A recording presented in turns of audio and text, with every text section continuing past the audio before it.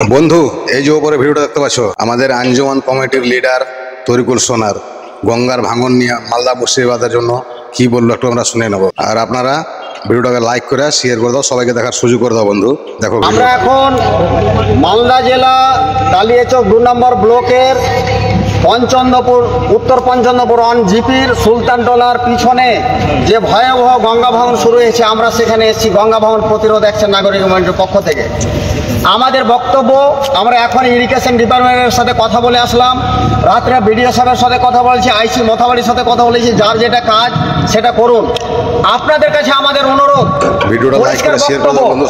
গঙ্গা নদী হচ্ছে জাতীয় নদী, জাতীয় নদীর কাজ কেন্দ্রীয় সরকারকে পূর্ণ স্থায়ীভাবে গঙ্গা ভাঙন প্রতিরোধের কাজ করতে হবে।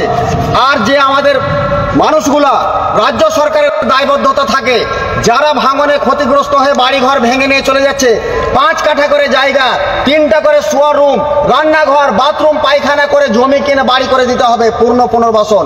এটা আমরা দাবি করছি। যদি দাবি না মানা হয় তাহলে আমরা কিন্তু বৃহত্তর থেকে বৃহত্তর আন্দোলনে যাব। আর একটা কথা বলে রাখি আপনাদের পরিষ্কার করে, এখন এখানে ভাঙন আরো ত্বরান্বিত হবে এই জায়গাতে। কেন বলছি, আমরা ইঞ্জিনিয়ারকে পরিষ্কার করে জানাতে চাই, ইঞ্জিনিয়াররা এই ভাঙন প্রতিরোধ নিয়ে পড়াশোনা করেনি। কেন করেনি? এরা ইরিগেশন নিয়ে পড়াশোনা করেছে, কারণ সেচ নিয়ে। এরা ভাঙন প্রতিরোধ কাকে বলে এরা জানে না। যেখানে সেখানে 4টা করে বালির বস্তা ফেলছে, প্রোপোগান ফেলছে, ডিপি।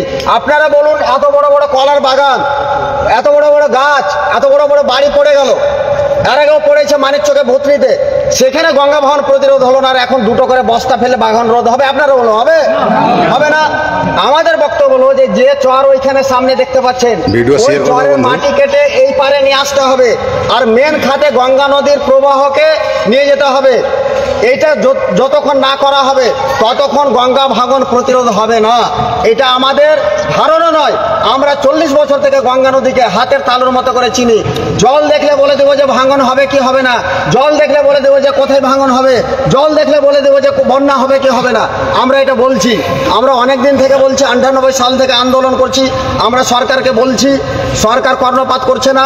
আমি বিশ্বাস করি, হাত জোড় করে আমার মাননীয় মুখ্যমন্ত্রী, মানবিক মুখ্যমন্ত্রী বলছেন, কিন্তু গঙ্গা ভাঙন প্রতিরোধের জন্য বা পূর্ণ পুনর্বাসনের জন্য অমানবিক কেন হচ্ছেন আপনি?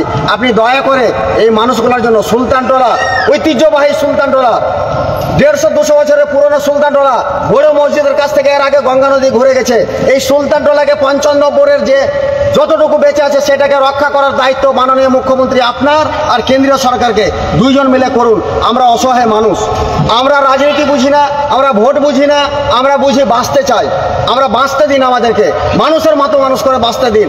আর একটা কথা বলে রাখি পরিষ্কার করে, ভূমিকম্প হলে, বাড়ি পড়লে মানুষকে দেখাতে পারছি, ঘর পুড়ে গেলে মানুষকে দেখাতে পারছি, বন্যায় ডুবে গেলে দেখাতে পারছি, কিন্তু বাড়ি ঘর ভেঙে গেলে দেখাতে পারি না। কেন? যে শব্দ জলময় হয়ে যাচ্ছে, শব্দ পড়ে যাচ্ছে বলে আর দেখাতে পারছি না। ওই জন্য অনুরোধ করব, আপনারা আইন হাতে তুলে নেবেন না। আমরা আইনগতভাবে আমরা এক্সিকিউটিভ ইঞ্জিনিয়ারের সাথে কথা বলেছি, আমরা মন্ত্রীর সাথে কথা বলেছি, বিডিও সাহেবের সাথে কথা বলেছি, যার যেটা কাজ সেটা করুক।